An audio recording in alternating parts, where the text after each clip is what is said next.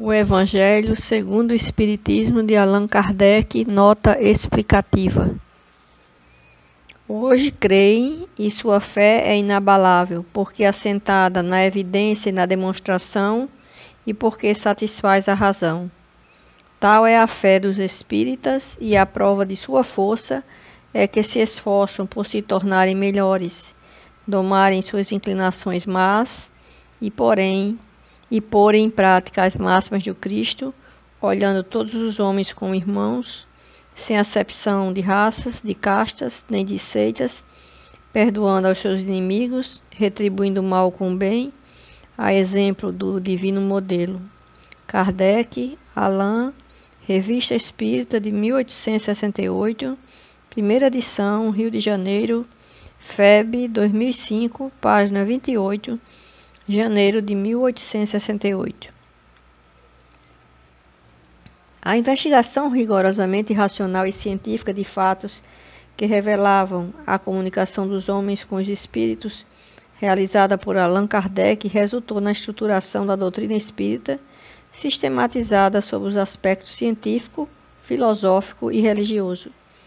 A partir de 1854 até seu falecimento em 1869, seu trabalho foi constituído de 5 obras básicas: o Livro dos Espíritos, 1857, o Livro dos Médiuns, 1861, o Evangelho segundo o Espiritismo, 1864, o Céu e o Inferno, 1865, a Gênese, 1868, além da obra O que é o Espiritismo, 1859, de uma série de opúsculos e 136 edições da Revista Espírita, de janeiro de 1858 a abril de 1869.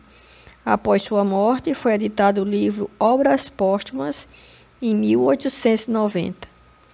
O estudo meticuloso e isento dessas obras permite-nos extrair conclusões básicas.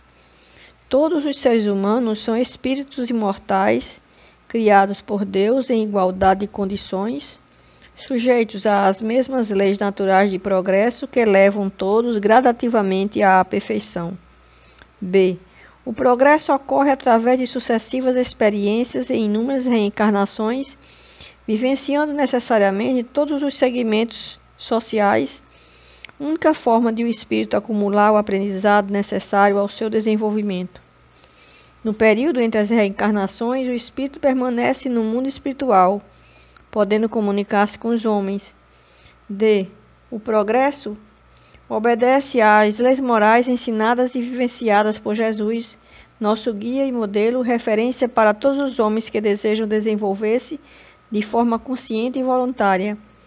Em diversos pontos de sua obra, o codificador se refere aos espíritos encarnados em tribos incultas e selvagens, então existentes em algumas regiões do planeta e que, em contato com outros polos de civilização, vinham sofrendo inúmeras transformações, muitas com evidente benefício para os seus membros, decorrentes do progresso geral, ao qual estão sujeitas todas as etnias, independentemente da coloração de sua pele.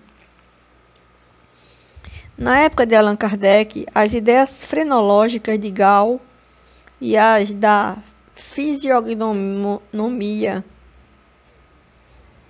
de Lavater eram aceitas por eminentes homens de ciência, assim como provocou enorme agitação nos meios de comunicação e junto à intelectualidade e à população em geral, a publicação em 1859, 2 anos depois do lançamento de O Livro dos Espíritos, do livro sobre a evolução das espécies de Charles Darwin, com as naturais incorreções e incompreensões que toda ciência nova apresenta.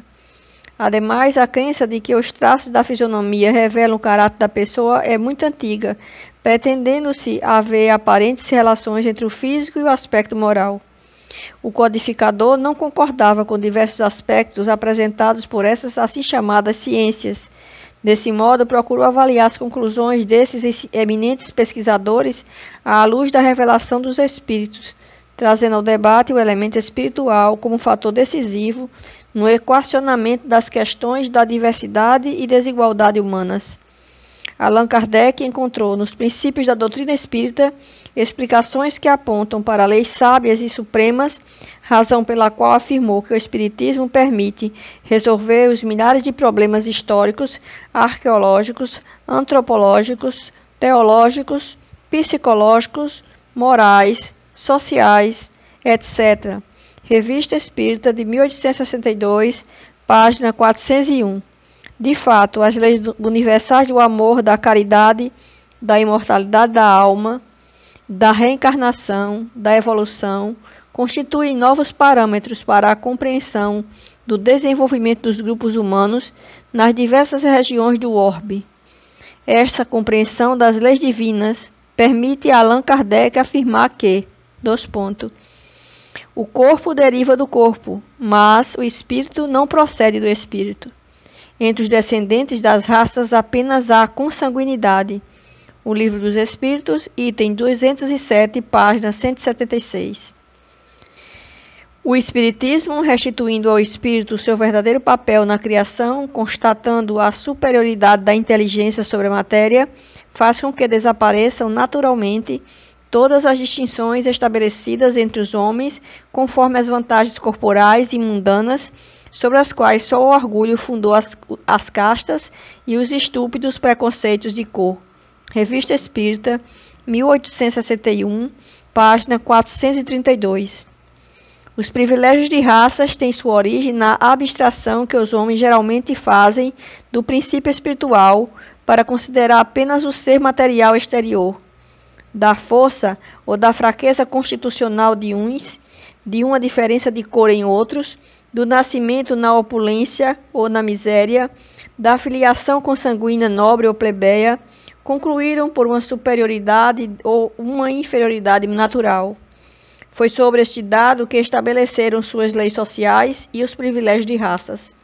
Deste ponto de vista circunscrito, são consequentes consigo mesmos, porquanto, não considerando senão a vida material, certas classes parecem pertencer e realmente pertencem a raças diferentes.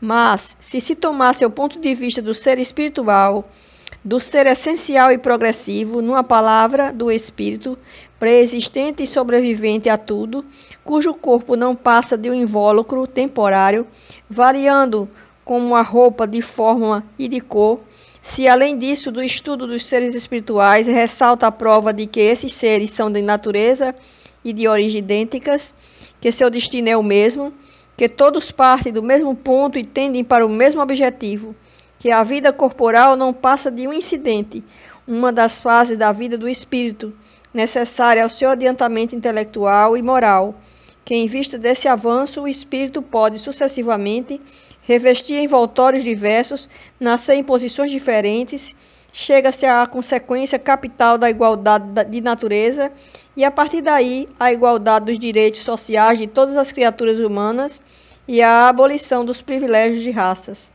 Eis o que ensina o Espiritismo. Vós que negais a existência do espírito para considerar apenas o homem corporal, a perpetuidade do ser inteligente para só encarar a vida presente, repudiais o único princípio sobre o qual é fundada com razão a igualdade de direitos que reclamais para vós mesmos e para os vossos semelhantes. Revista Espírita, 1867, página 231.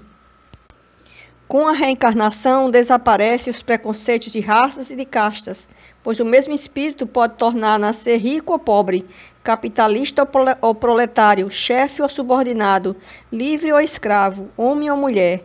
De todos os argumentos invocados contra a injustiça da servidão e da escravidão, contra a sujeição da mulher à lei do mais forte, nenhum há que prime, em lógica, ao fato material da reencarnação. Se, pois, a reencarnação funda numa lei da natureza o princípio da fraternidade universal, também funda na mesma lei o da igualdade dos direitos sociais e, por conseguinte, o da liberdade. A Gênese, capítulo 1, item 36, página 42 a 43, vide também Revista Espírita, de 1867, página 373. Na época, Allan Kardec sabia apenas o que vários autores contavam a respeito dos selvagens africanos. sempre reduzidos ao embrutecimento quase total, quando não escravizados impiedosamente.